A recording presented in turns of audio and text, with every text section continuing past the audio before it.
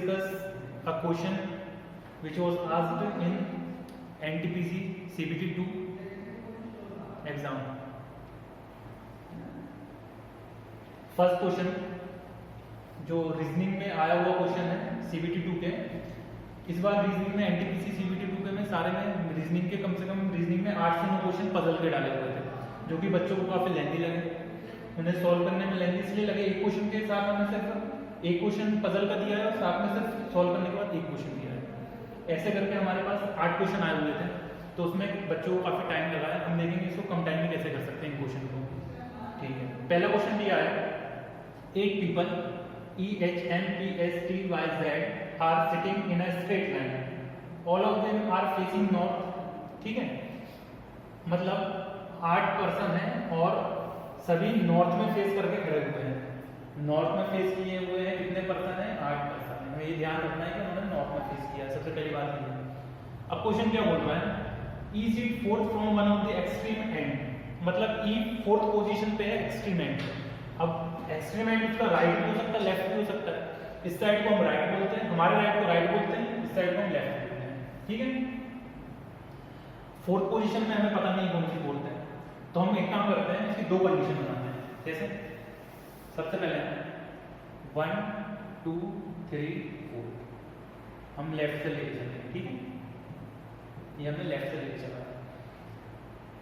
E seat fourth from one of the extreme, first second third from हम E को यहाँ मान लेते हैं लेफ्ट से। राइट से मानेंगे तो कितना है? फर्स्ट सेकंड थर्ड फोर्थ, ई हमारा यहाँ पर है। 4 यहाँ में बचे कितने? यहाँ पर कितने जाएंगे इसके राइट में? टोटल 8 हो गए। 1 2 3 4 5 6 7 8 1 2 3 4 5 6 7 8। हमने इसको लेफ्ट से लेके चला, राइट से लेके। अब क्वेश्चन क्या बोल रहा है?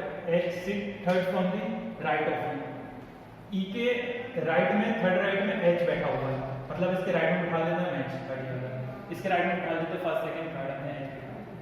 ठीक है, अब क्वेश्चन क्या बोल रहा है? As many people sit to the right of H as to left of M. इसका मतलब क्या है? जितने एच के राइट में बैठे हैं, हमें नहीं पता कितने बैठे हैं, उतने ही एम के लेफ्ट में बैठे रहते हैं।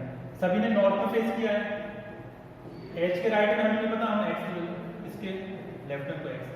इस कंडीशन में देखेंगे एच के राइट में कोई बैठा है क्या? नहीं बैठा है। तो ई के लेफ्ट में, एम के लेफ्ट में कोई बैठेगा? नहीं बैठेगा, तो हम एम यहाँ आ जाएगा। इस कंडीशन को यहाँ अप्लाई करेंगे तो क्या आएगा?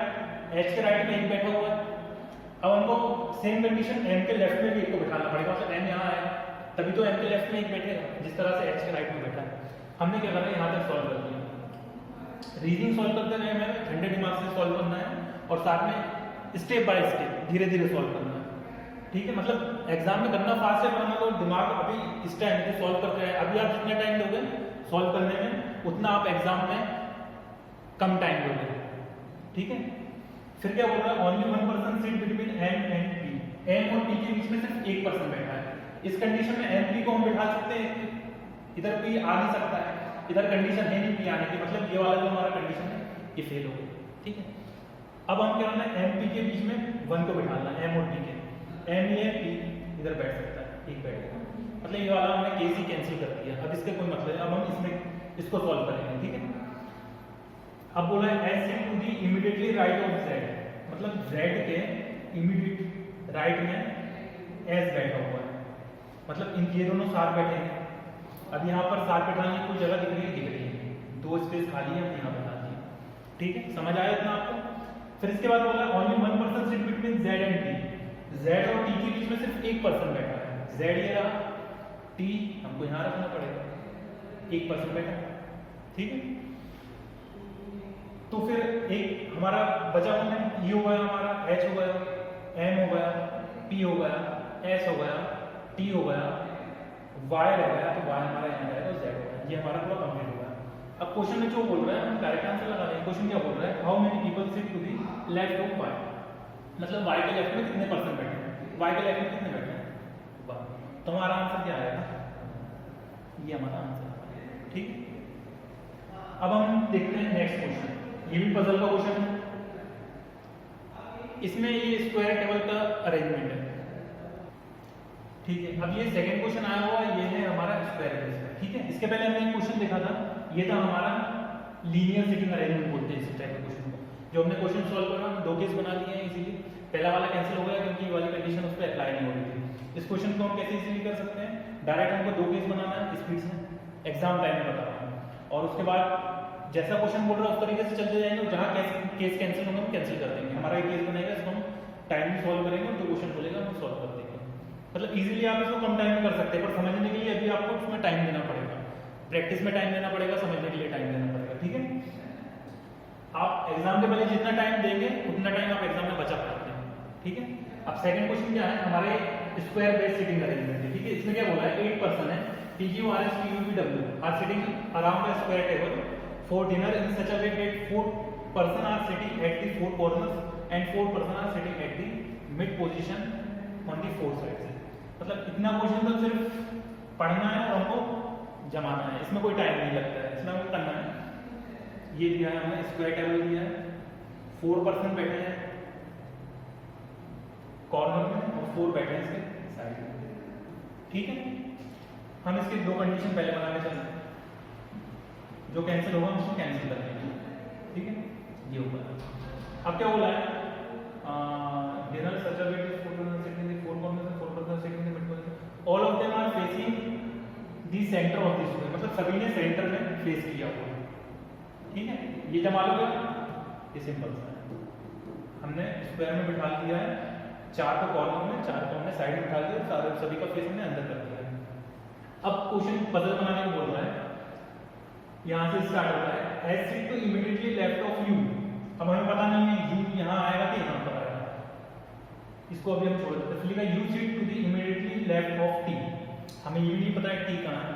अब इसके आगे हमें एक हिंट दे दी है, हमें बस पढ़ते जाना और जो हमें एक हिंट मिल जाए कि कौन कॉर्नर में बैठा है, कौन साइड में बैठा है, वहां से स्टार्ट करते हैं इस तरह के क्वेश्चन। ठीक है, अब बोला है T sit at one of the mid position of the side, मतलब टी मिड पोजीशन बैठा है, टी को बिठा देते हैं यहाँ मिड पोजीशन में बैठा है, टी मतलब टी यहाँ बैठा है मिड पोजीशन, हमको ये मिल गया। अब हम जमाने करें, क्या लिखा था, you sit immediately left of T, left कौन सा होगा, टी का, ये होगा, यू यहाँ बैठा है, ये यहाँ बैठा है।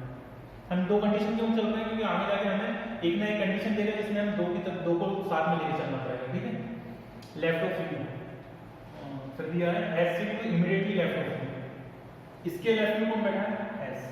ठीक है, U sit to the immediately left of T and S sit immediately left of U, ये इसके लेफ्ट में बैठा है और एस इसके लेफ्ट में बैठा है, ये होगा।